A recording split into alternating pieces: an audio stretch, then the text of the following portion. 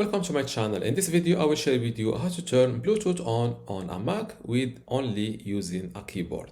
So how to do this? First, you need to open the Spotlight using or to search for Bluetooth using the Spotlight.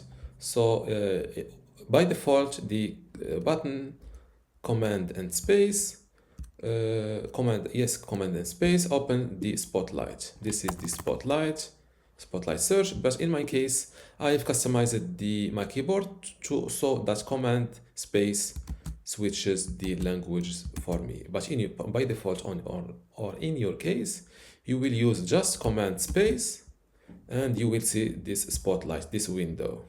Now search for Bluetooth file exchange, you will see, or just for Bluetooth or just blue like me, and using the arrows on your keyboard, scroll down to Bluetooth File Exchange, click on Return or the Enter button.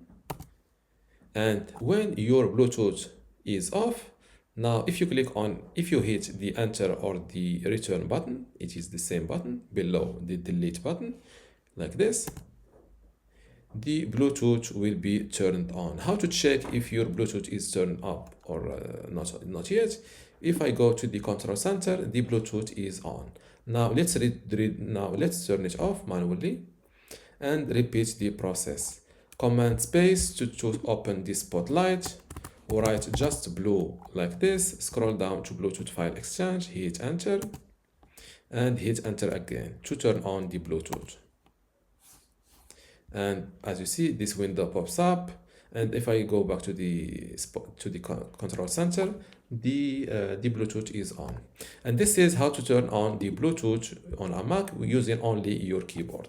If you still have a question, leave it in the comments below, and don't forget to give this video a like. Thank you.